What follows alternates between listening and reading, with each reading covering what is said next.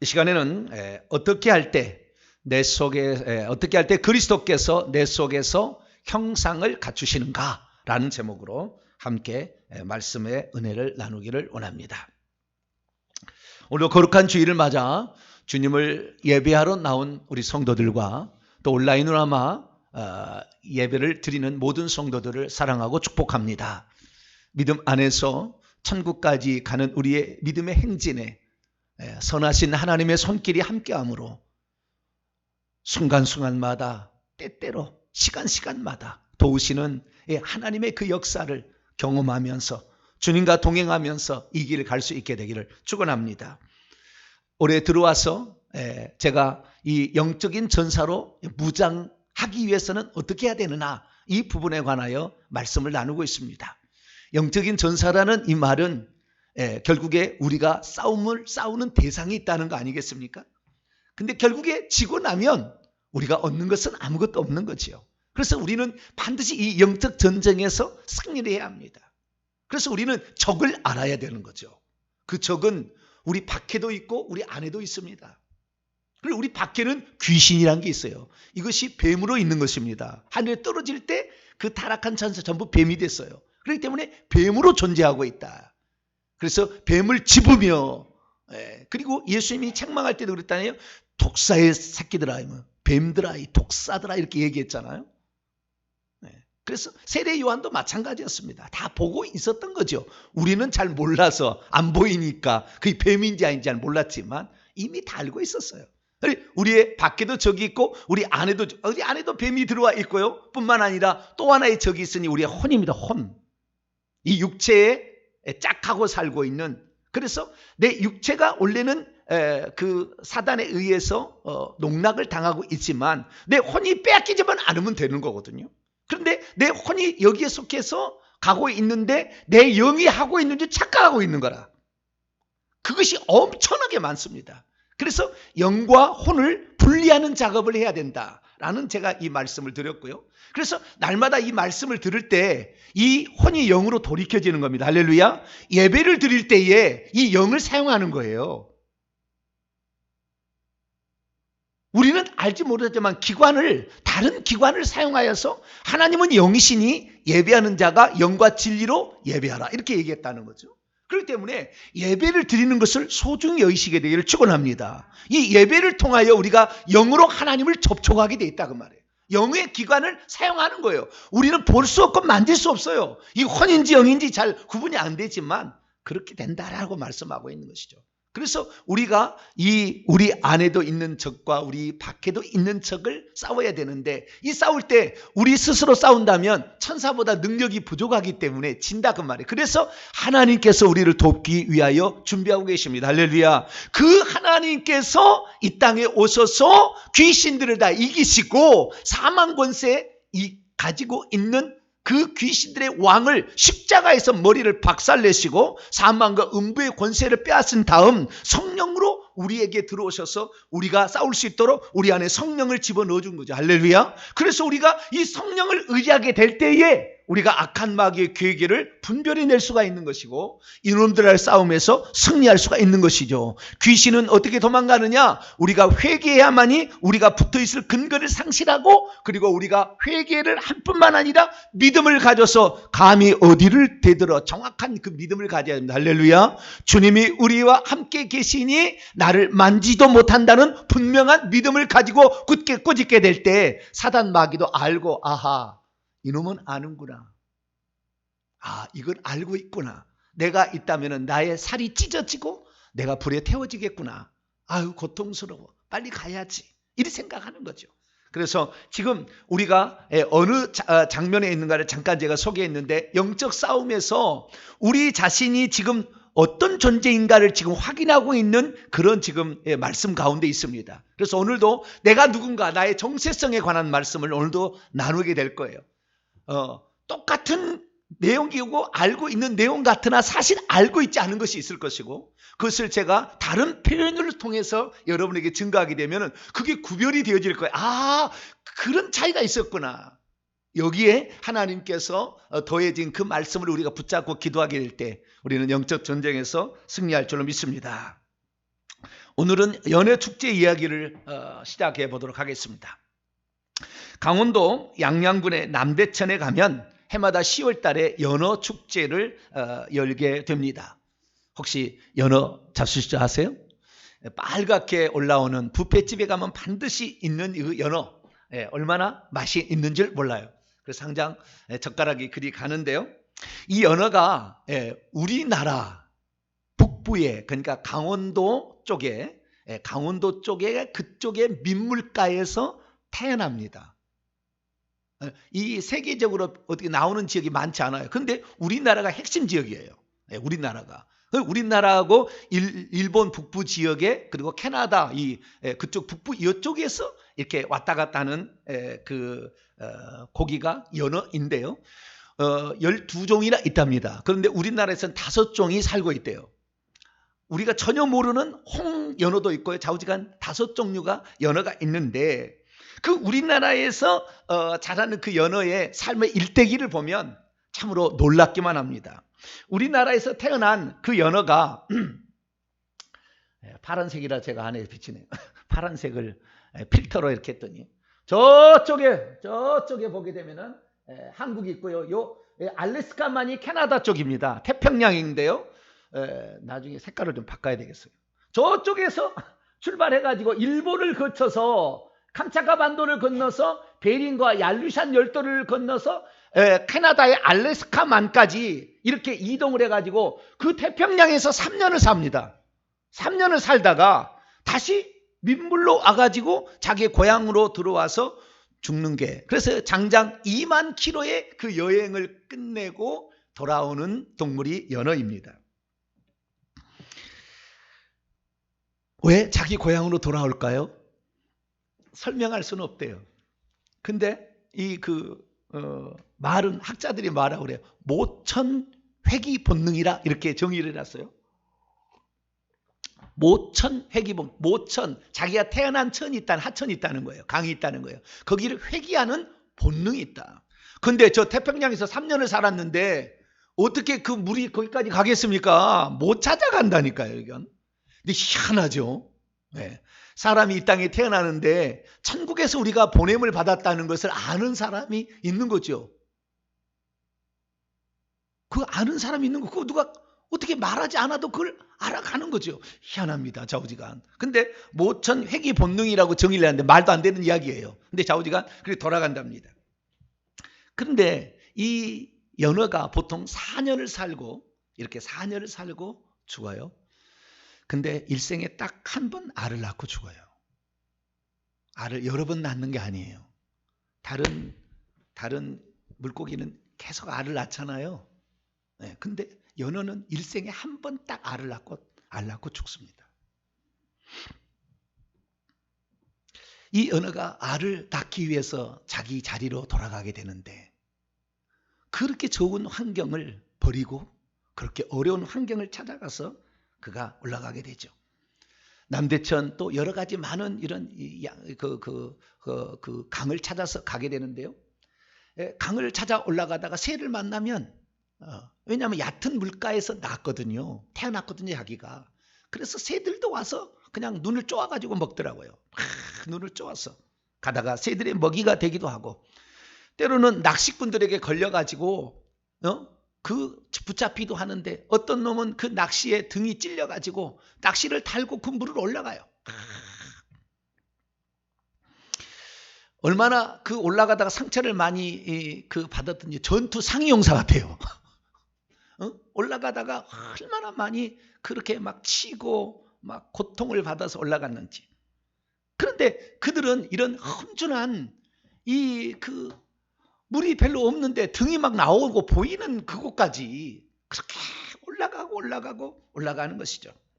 왜 연어들은 이러한 험준한 그 장수도 좋지 않은 그 장소를 찾아서 이렇게 무릅쓴 험준한 여행을 자처하는 것일까요? 그것은 단 한 가지 목적 때문에 그렇습니다. 자기가 태어난 곳에서 알을 낳고 죽기 위함입니다. 연어는 자기가 돌아와서 거기에서 단 한 번 알을 낳는데, 여러 번에 걸쳐 알을 낳아요. 한 12번 이상 알을 낳는 것 같은데, 한 3,000개 알을 낳습니다. 그리고는 그 며칠 뒤에 이 장렬하게 전사를 합니다. 이게 바로 연어의 일생입니다. 그런데 자손을 남기기 위한 연어의 여정 못지않게 식물도 자신의 씨앗을 뻗뜨리기 위해서 얼마나 수고하고 애를 쓰는지 모릅니다. 그 모습을 지켜보고 있노라면 위대하다라는 얘기를 할 수가 있습니다. 함경북도에 올라가면 이 남쪽에서는 볼 수 없는 국화쥐손이 풀이라는 풀이 자라고 있습니다. 깊고 높은 산지에 자라는 약 30cm에서 60cm까지 자라게 되는데요.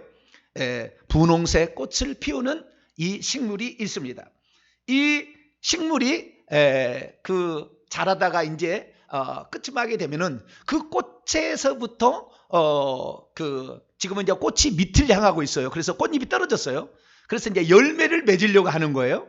근데 그 열매가 어떻게 되느냐? 그 우측에 나와 있는 거 보면은 꽃이 밑에가 있고 꽃받침에 받쳐 있는 돌돌돌돌 말려 있는 게 있어요. 이것이 열매입니다. 열매. 이게 열매인데요. 뱅글뱅글뱅글 지금 그 나사 모양으로 돌아가고 있어요. 이것이 점점 위로 뱅글뱅글 돌아갑니다. 돌아가가지고 이게 나중에 돌아가다가 이게 마르게 되면요, 이것이 밑에서부터 톡 터져요. 이게 터집니다. 이게 뱅글뱅글하다가 어느 순간 되면 톡 터지면 쫙 실같이 되어 있는 그것을 가지고 툭 떨어집니다. 그리고 툭 떨어지는데 이 툭 떨어지는 이것이 어떻게 그 씨앗이 땅 속에 들어가냐 봤더니 저렇게 꼬리가 뱅글뱅글 나사 모양으로 돌아가다가 끝에까지 이렇게 했는데 끝에는 안 그래. 한 절반 정도는 이렇게 안 말려 있어요. 왜 그런가 봤더니 이게 말려 있다가 비가 내리잖아요.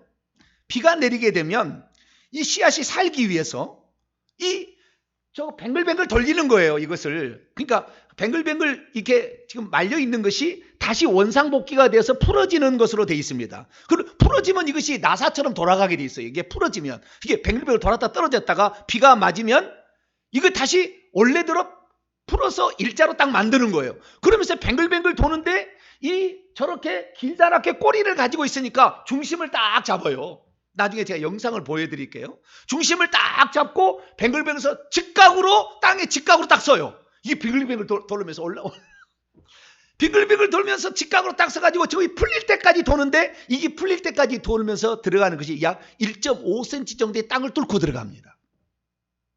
그래서 땅에 뚫고 들어가면은 자기 몸을 탁 자르고 거기에서 씨앗이 나오는 것이 바로 뭐냐? 국화지손이 풀이에요. 그런데 이 국화지손이 풀이 모두가 다 땅에 이렇게 뚝 떨어지면 좋겠잖아요.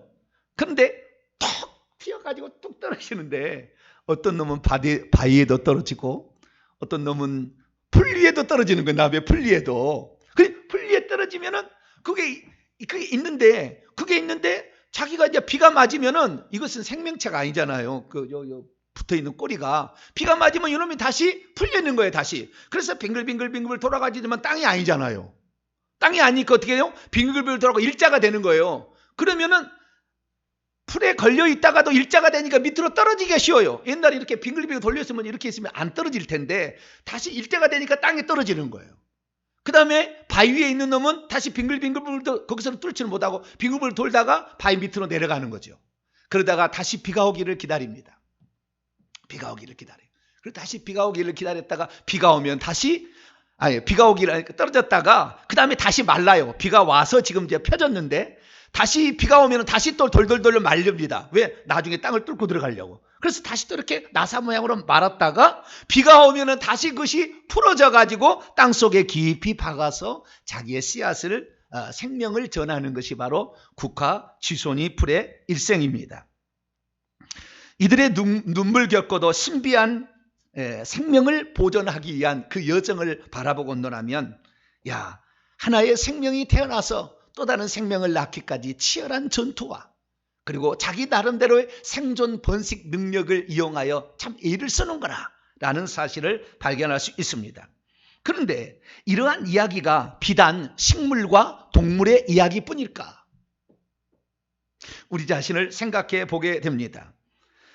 우리 자신도 사람도 결국에 이 식물의 모든 존재의 목적, 동물의 존재의 목적은 제가 좀 이따 설명하겠습니다만은 자기의 자손을 유전하는 것이 목적이에요. 다. 그 생명을 낳고 죽는 것이 이것이 영원히 사는 방법이기 때문에 그것을 위해서 다 살아가는 거예요.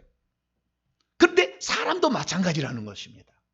우리가 그것을 동물과 식물을 통해서 빨리 깨달았어야 되는데 그걸 깨닫지 못한다는 거예요. 창세기 1장에 보게 되면 하나님께서 사람에게도 동물과 똑같이 뭘 명령했느냐? 창세기 1장 28절에 생육하고 번성하여 땅에 충만하라. 생육하라는 것은 번식하라는 거예요. 번식하라. 그 다음에 이 번성하라, 많아져라는 것이고요. 그 다음에 충만하는 가득 채워라는 것이거든요. 그런데 이 명령을 주셨어요. 그 명령을 주셨는데 그 명령이 비단 인간의 육체만을 그렇게 동물처럼 이렇게 생육, 번성, 충만하는 것이냐? 아니라는 거죠.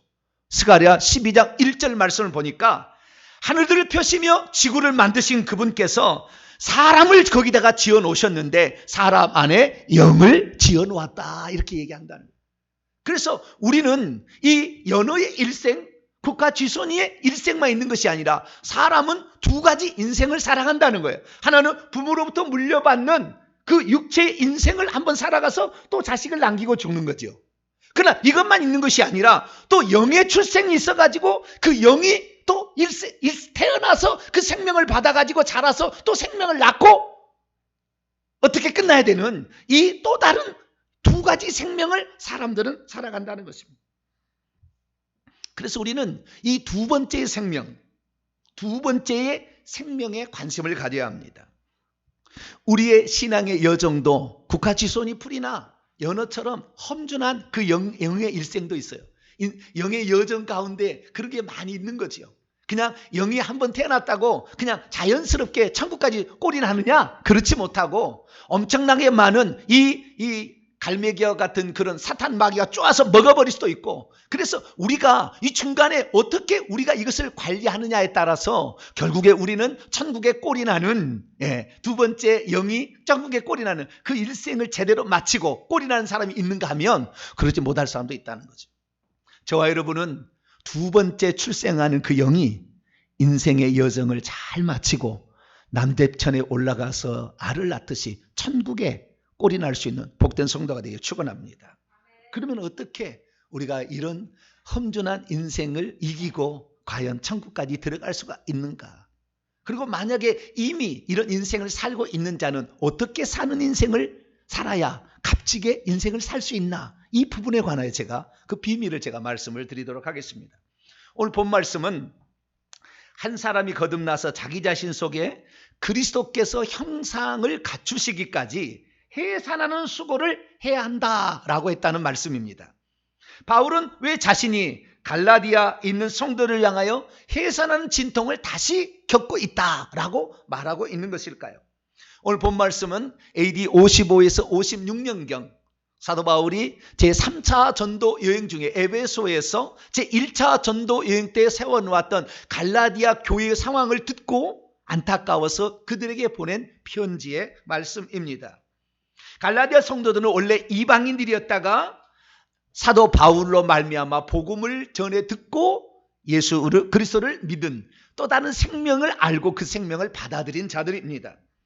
사실 이 바울이 이 갈라디아에 복음을 전하려고 작정하고 간 것은 아니었어요. 그것은 어쩌면은 사도 바울이 어쩔 수 없는 어떤 선택이었다. 왜냐하면 어떤 풍토병에 걸린 것 같아요. 그래서 병을 치료하기 위하여서 이 육지로 오르다 보니 갈라디아로 가게 된 거예요. 그래서 그 갈라디아에서 병을 치료하면서 거기에서 복음을 전했다는 거죠.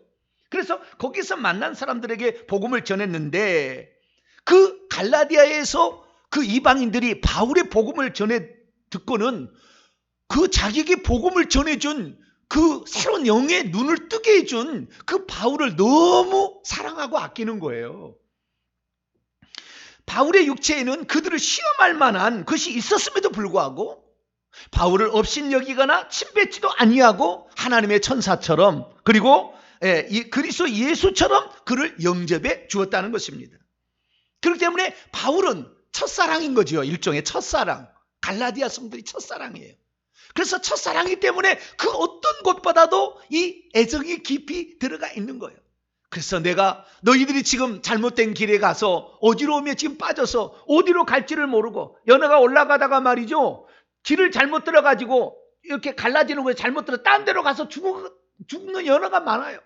그래서 그 방황하는 그 연어를 생각하면서 아마 바울이 너희를 다시 해산하는 수고를 내가 할 수밖에 없지 않는가 라면서 그들에게 정말 바른 가르침을 전하기 위해서 애를 쓰고 있는 모습을 말합니다. 그래서 그는 이렇게 말했습니다. 나의 자녀들아, 자기가 낳았잖아요. 영적으로 자식이잖아요.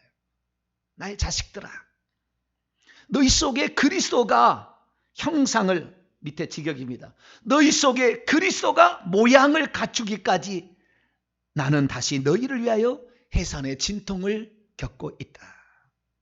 그들이 돌아오기를 바라는 그 간절한 그 마음, 그래서 그들을 하나라도 잘못된 길에서 돌이켜서 바른 길을 가게 하고자 하는 그 간절한 그 마음을 여자가 해산하는 고통을 빌어서 설명을 해주고 있는 것이죠. 왜 그렇습니까? 이 갈라디아 성도들이 그들에게 가르쳐준 생명의 그 본질을 잃어버리고 곁가지 다른 것을, 외모를 취하는, 외모가 멋있는 것으로 멋있는 이런 외모 있잖아요. 우리 교회도 생활도 외모를 찾아간 사람이 많아요. 근데 자우지가 외모를, 멋진 것을 찾아서 나는 할례를 받아, 나는 안식일을 지켜, 나는 절기를 지킨다, 막 외모를 자랑하는 것으로 가버리고 말았던 것이죠.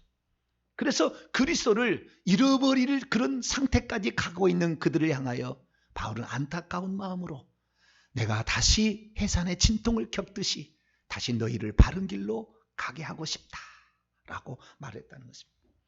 믿음이 있어도 그리스도께서 자기 안에서 모양을 갖추지 못하면 넘어질 수 있습니다. 믿음이 있어도 그리스도께서 자기 안에 모양을 갖추지 못하면 순수한 복음을 받은 자라도 복음에서 이탈할 수 있습니다. 믿음이 있어도 그리스도께서 자기 안에 모양을 갖추고 있지 않으면 사단의 교묘하고도 거짓된 가르침이 진짜인 줄 알고 그들을 따라갈 수가 있습니다.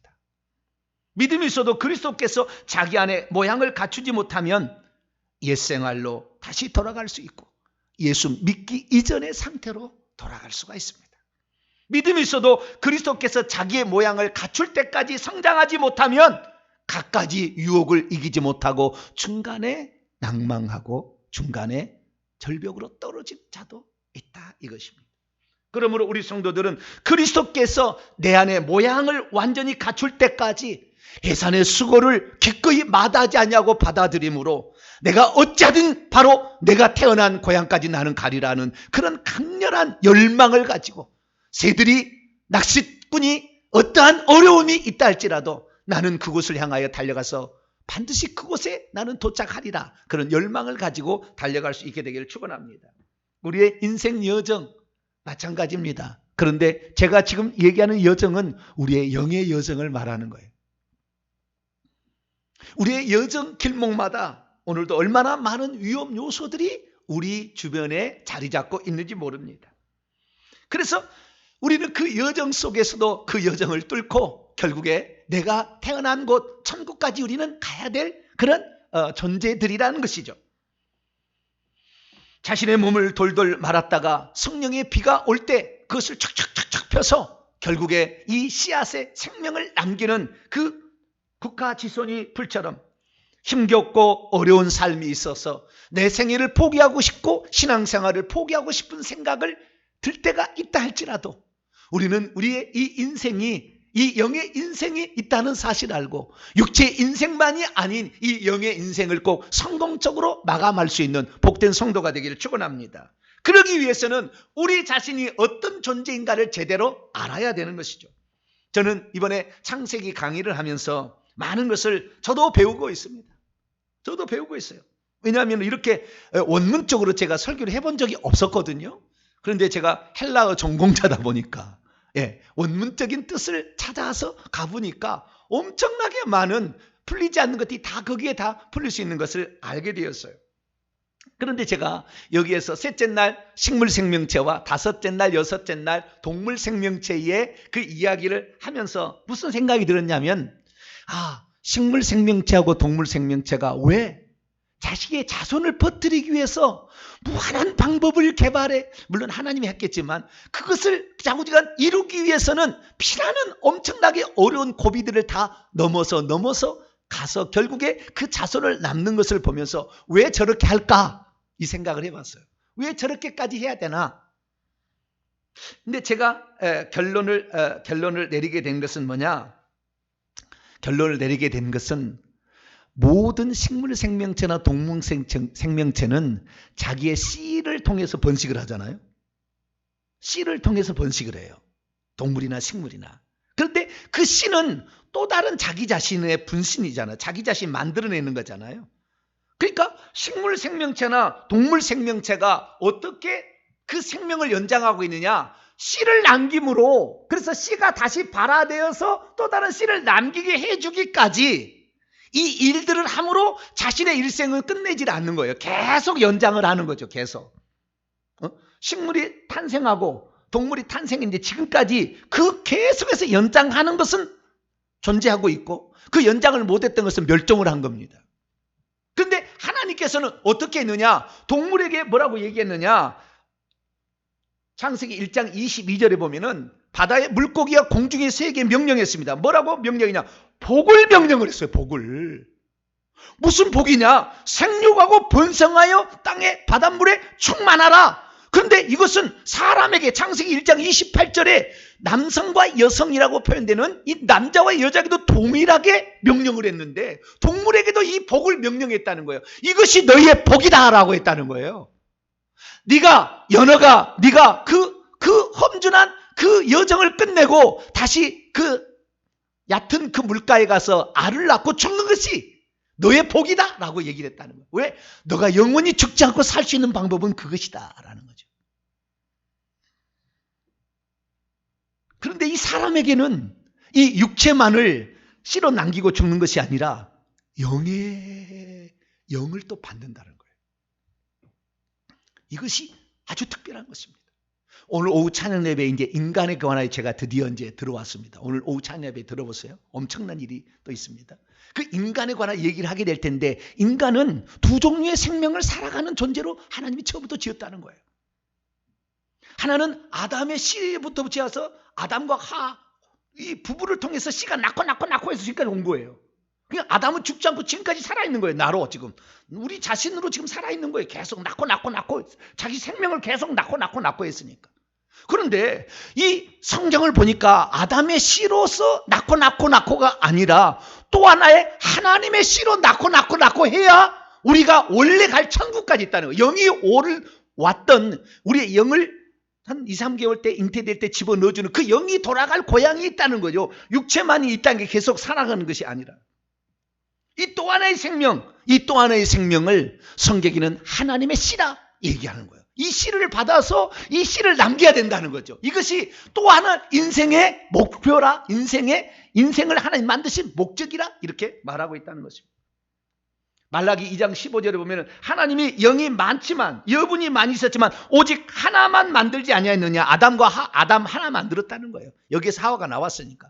그런데 이 하나만 만드셨던 그 이유는 뭐냐면 이 씨로 낳고 그래서 경건한 자손을 얻고자 함이라고 되어 있는데 원문에는 그게 아니라 씨를 얻고자 함인데 하나님의 씨요. 엘로힘 제라입니다. 하나님의 씨, God's seed. 하나님의 씨, 원문에 보면 하나님의 씨를 얻고자 합니다. 이렇게 말했다는 거예요. 그런데 그 하나님의 씨가 뭐냐? 이 하나님의 씨가 바로 예수 그리스도입니다.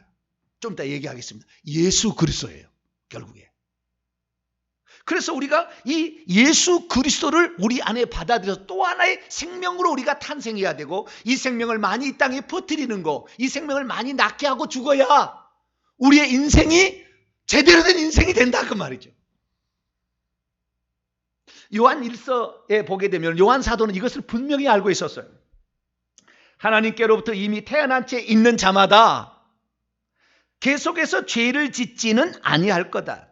왜냐하면 하나님의 씨가 그의 속에 머물러 있기 때문이다. 오늘날에 내가 죄를 짓고도 죄를 깨닫지 못하고 계속 가는 것은 하나님의 씨가 없는 사람은 그것을 죄로 여기지 않기 때문에 계속 죄를 짓겠지만 하나님의 씨가 들어오게 되면 반드시 회개해야 된다는 걸 알게 되고 죄를 짓는 것은 나쁘다는 걸 알게 되고, 죄를 짓게 되면 영혼이 탄식한다는 것을 알게 된다는 거예요. 왜? 하나님의 씨가 그 속에 들어오면은 이 씨가 너가 살기 위해서는 그걸 버려야 된다라고 얘기하기 때문에 그렇다는 거죠. 그의 씨가 머물러 있기 때문이요. 그도 역시 범죄하지 못하는 것은, 범죄할 수 없는 것은 하나님으로부터 태어났기 때문이다 라고 말씀하고 있습니다. 왜 씨라고 얘기할까요? 씨라는 것은 그 안에 모든 것을 담고 있는데, 그것이 씨가 발화가 되면 그 모든 것을 드러내기 시작하는 겁니다. 이 씨가 처음에는 비슷비슷해서 다 씨앗이 비슷비슷하잖아요. 근데 이것이 어떤 것은 분홍색 꽃을 피우고 어떤 것은요 덜덜덜덜 말아서 올라가는 것이 되고, 이 씨앗에 따라서 종류가 다양하고 키나 모양이나 크기나 색깔이나 전부 다 다른 거예요. 씨가 나와봐야 아는 거예요. 씨가 나와봐야 아는 거예요, 결국에. 그래서 씨로 줬다는 것은, 우리가 하나님 예수 그리스도를 우리 안에 씨로 줬다는 것은, 우리가 그 씨를 발화를 시켜가지고 이 씨가 잘 자랄 수 있도록, 내 속에서 자랄 수 있도록 해주지 않은 한 하나님이 어떤 분인지 경험 못한다는 거예요.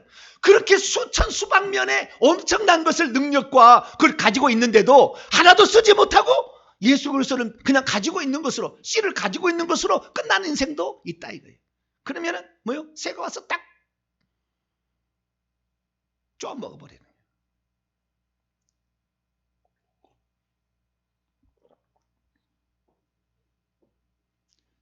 그런데 더 안타까운 일은 뭐냐? 하나님의 씨가 우리 속에 들어올 수 있도록 우리 속이 밭이라는 거예요. 우리의 영혼은 하나님의 씨를 받아들이는 밭이에요.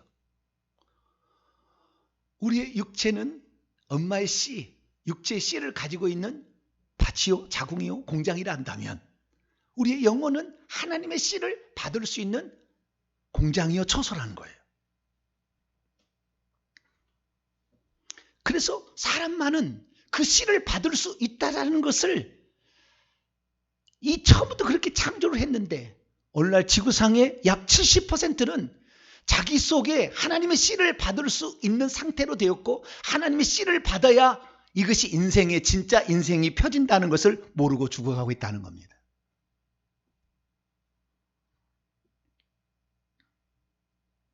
처음에는 생육하고 번성하여 땅에 충만하라, 하나님께서 그렇게 말씀을 하셨잖아요. 그런데 처음에는 그것이 인간의 육체의 생명을 낳건 줄 알았어요. 그런데 나중에 뭐라고 하느냐, 이 아브라함에게 하나님께서, 아브라함이 자기의 말을 순종하고 처음에는 실패했어요. 그리고 회개하고 막 하고 나중에 자 우리가 합격을 하자, 하나님께서 그에게 비밀을 가르쳐 주는 거예요. 그래서 우리 안에 들어올 씨가 뭐냐? 우리 안에 들어올 씨는 아브라함이 낳은 이삭이 아니었어요. 그 씨는 아브라함에게 그 자손인데, 그 자손의 그것은 자손이 아니에요. 썬이 아니고 씨드예요. 씨예요. 이 씨는 오직 그리스도다.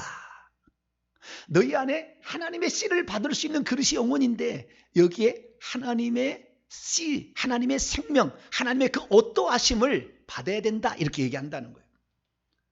그것은 곧 그리스도다 얘기하고 있습니다. 그리스도는 무엇입니까?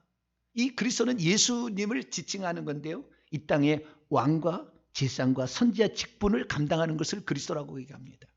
우리가 만약에 이 씨를 제대로 발화시켜서 우리 속에 이것이 드러나게 된다고 한다면, 우리는 분홍꽃을 피우는 것이 아니라 왕 같은 사람이 될 거예요.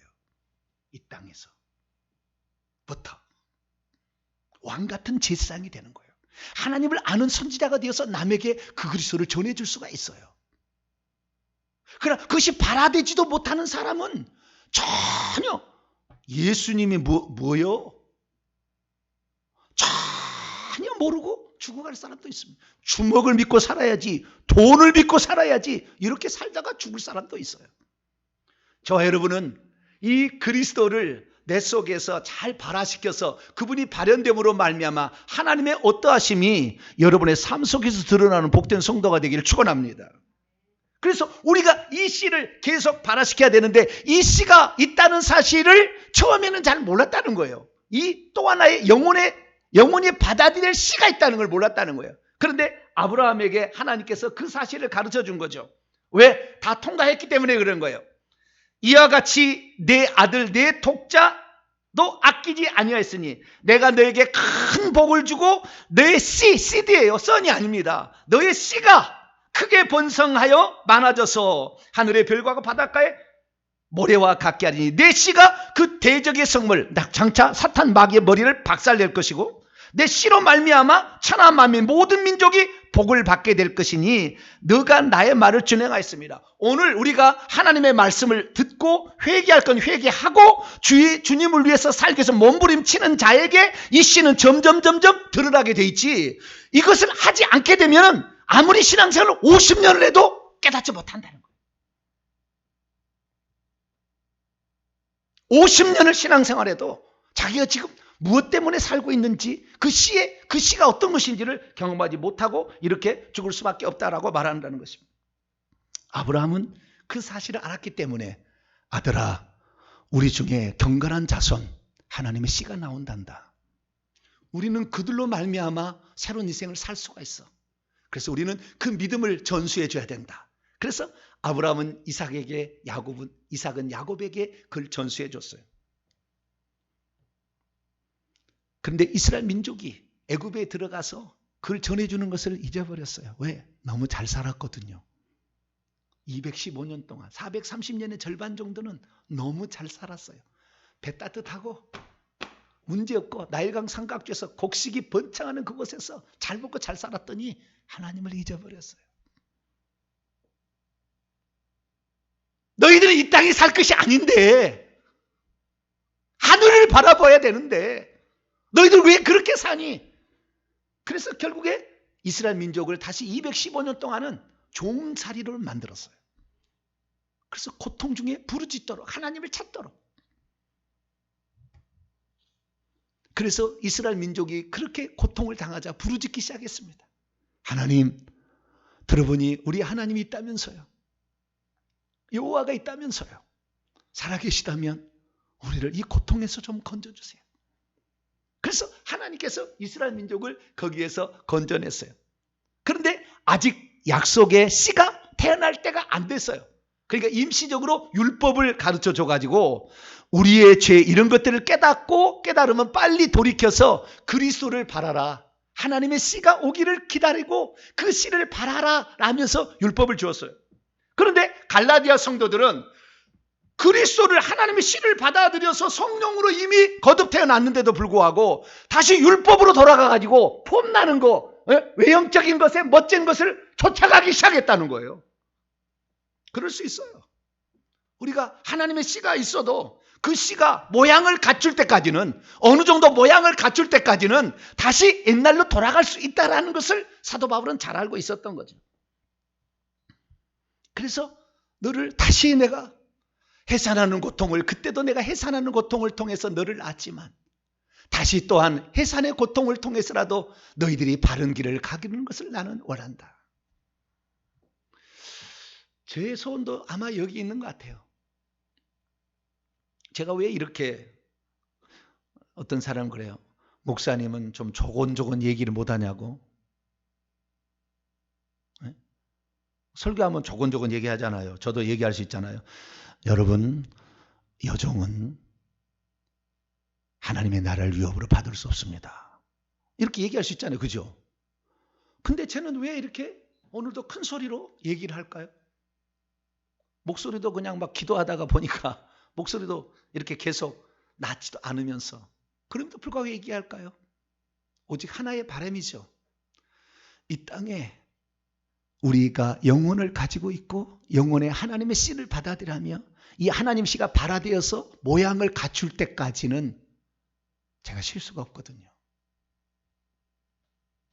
제가 쉴 수가 없어요.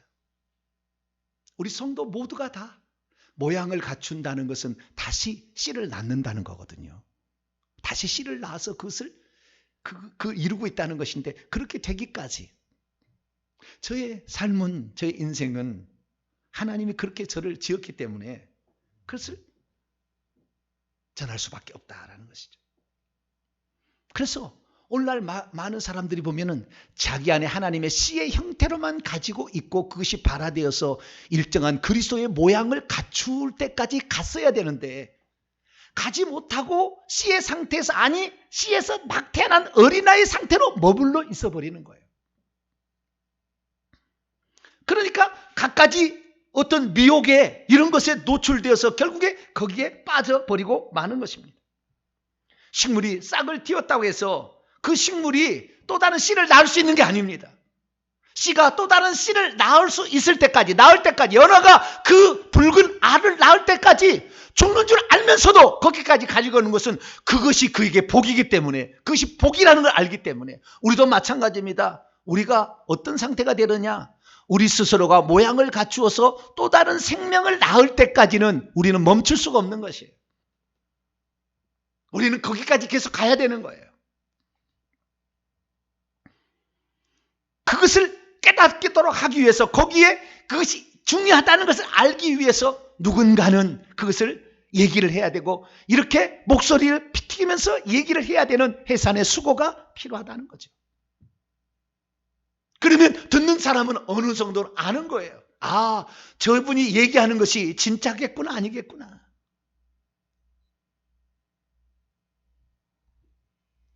그것을 사도 바울은 그리스도가 너희 안에 모양을 갖추기까지 나는 해산의 수고를 멈출 수가 없노라 라고 얘기를 했다는 것이죠.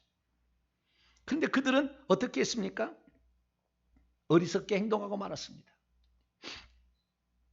갈라디아 사람들아, 예수 그리스도께서 십자가에 못 박히신 것이 너희 눈앞에 보여 너희를 위해서 생명을 내주기까지, 여러분 이것이 첫 번째 우리가 또 다른 생명을 낳을 수 있는 모양을 갖추는 방법인데요. 그것은 자신의 생명을 내주는 거죠. 연어가 자신의 생명을 내주는 거예요. 그때까지 이것이 바로 해산의 수고입니다. 해산의 수고의 첫 번째 조건은 뭐냐? 자기 자신을 십자가에 못 박아 죄된 육체를 못 받고 자신의 생명을 내주는 단계까지 가야 되는 것이죠.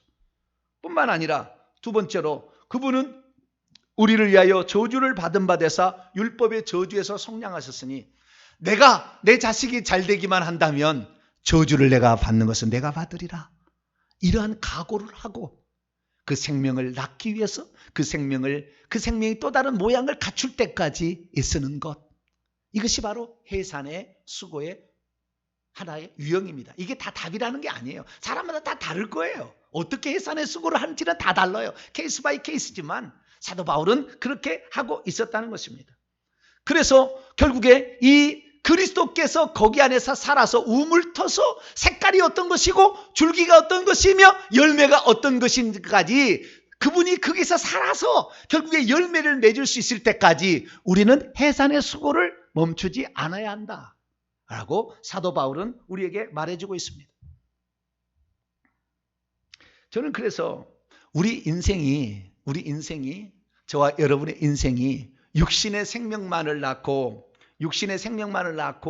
여기에 낳고 해서 계속 생명을 유전하는 그것만을 신경 쓰지 말고, 요즘에 그것도 신경을 안 써가지고요 결혼 안 하겠대요. 왜 결혼 안 하니까? 애 낳기 힘들다는 거예요. 애가 낳기도 힘들고 가르치기도 힘들대요. 한 놈 가르치려면 1억 더 들어가죠. 요즘에 들어간대요. 그러니까 애 낳기 싫고 그 다음에 그놈을 가르치고 성장시키기 싫으니까 결혼 안 한다는 거예요. 그만큼 어렵다는 거잖아요. 그런데 그렇게 되지 않으면 그건 사람이 아닌 겁니다. 너는 어떻게 나왔는데? 너는 어떻게 자랐는데? 너는 받아먹기만 하고 너는 이익만 챙기고 나는 새끼 안 낳고 가르치지도 않고 고생 안 하고 나는 끝내겠다? 그것은 복을 저주로 만드는 것입니다. 그런데 인류는 지금 그 단계에 들어갔습니다. 쾌락만 즐기겠다. 동성연애로 갑니다. 부부도 않겠다라는 거예요. 이제는.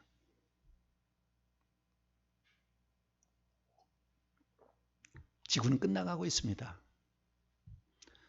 하나님이 주신 복을 저주로 바꿔가고 있기 때문이죠. 그런데 그것뿐만이 아니라 우리의 영의 자손을 낳지 않고 있습니다.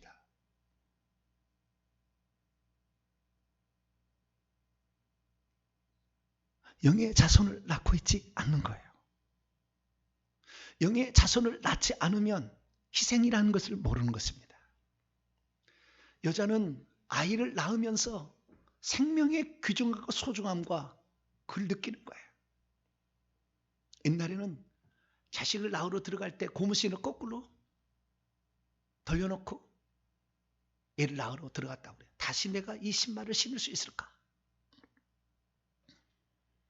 그 고통, 해산의 고통이 그렇게 아픈다는 걸 알면서도 그래도 자식을 낳고 낳아서 오늘의 우리가 있는 거 아니겠습니까? 영혼의 씨를 내가 가지고 있어서 내가 어느 정도 모양을 갖췄으면 내가 먼저 씨가 모양을 갖추는 것도 중요하지만 또 다른 씨를 낳기 위해서 몸부림치게 될 때 비로소 그리스도가 내게 형상을 이루시게 됩니다. 그 희생과 그 아픔과 그 고통을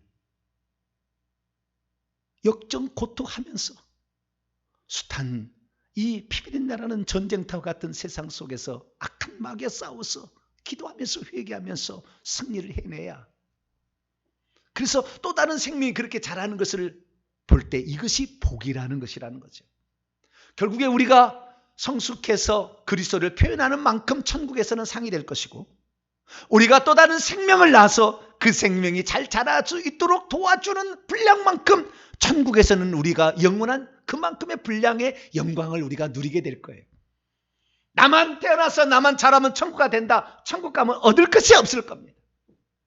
천국 가도 해의 영광이 있고 달의 영광이 있고 별의 영광이 있는데 어떤 사람은 그 영광의 빛이 조금 간신히 턱걸이로 들어갈 사람도 있을 거예요. 그러나 생각해 보십시오. 이 영광은 영원 무궁토록 시대들의 시대들까지 계속해서 이어질 그 영광인데, 잠시 잠깐 이 땅에 살면서 그 해산의 고통이 무섭다고 그것을 하지 않게 된다고 한다면 천국에서 얼마나 마음 안타깝겠습니까? 사랑하는 성도 여러분, 믿음이란 무엇입니까? 하나님의 씨가 자기 속에서 발화되어서 모양을 갖추는 것까지 진행하는 것을 가리킵니다. 그리고 또 다른 생명을 낳아 그것이 모양을 갖출 때까지 도와주는 것을 믿음이라고 말하는 것입니다. 우리가 그래서 천국에서 받을 그 상급과 천국에서 누릴 그 영광은 우리의 해산의 수고만큼 하나님은 고스란히 우리에게 갚아주실 거예요. 요한계시록 12장을 보니까 한 여인이 나오는데 해산의 진통을 겪고 있어요. 요한계시록 12장 2절을 나중에 읽어보세요. 해산의 진통을 막 겪고 있어요. 이 아이를 낳는 것이 죽음을 각오하는 어려운 해산의 고통이나 이 아이를 낳고 그만두는 게 아니에요. 이 여자가 또 광야로 날아가서 또 둘째, 셋째를 계속 낳는 거예요. 그런데 그 낳으라고 가만히 있는 것이 아니라 뱀이 와서 막 잡아먹으려고 난리를 하지만 그 위험한 지경에서도 계속해서 자식을 낳는 거죠. 그것을 교회라고 합니다. 첫 번째 자식은 예수 그리스도이기 때문에 그 여자는 이스라엘 백성이지만 지금은 교회가 바톤을 이어받아서 그 일을 하고 있습니다. 지금 저와 여러분은 어떠한 상태에 있습니까? 하나님의 생명이 발화되었습니까? 하나님의 생명이 어느 정도 모양을 갖췄습니까? 모양을 갖추면 다시 애를 낳을 수가 있는 거예요. 그래서 그 애를 낳고 그 낳은 애가 성장할 때까지 우리가 도와주는 것, 이것이 바로 인생에게 복을 명하신 하나님의 근본적인 뜻입니다. 저 여러분, 이렇게 수고한 만큼, 해산의 수고만큼 다시 하나님 우리에게 갚아주실 날이 오게 될 텐데 그때를 바라보고 오늘도 성실하게 해산의 수고를 기쁘게 감당하는 복된 성도가 되기를 축원합니다. 거룩하신 하나님 감사합니다. 연우는 죽을 줄 알면서도 자기가 태어난 그곳에 가서 알을 낳고 죽습니다. 그곳에 다시 찾아갈 때까지 얼마나 많은 산과 고비를 넘어야 되는지, 그 여정에 수많은 위험 요소들이 있었지만 그들은 지치지 않고 그곳을 향하여 올라갑니다. 하물며 동물도 그러는데 오늘날 인간은 자식을 낳으려 하지 않습니다. 아니, 영의 자식을 낳는 것은 생각도 못하고 있습니다. 주님, 인생의 목적이 어디 있음을 다시 한번 확인하며 나도 오늘부터라도 또 다른 자식을 낳을 수 있도록 나 자신을 만들어가며 또 다른 자식을 낳는 자가 되게 해 주옵소서. 우리 주 예수 그리스도의 이름으로 기도하옵나이다.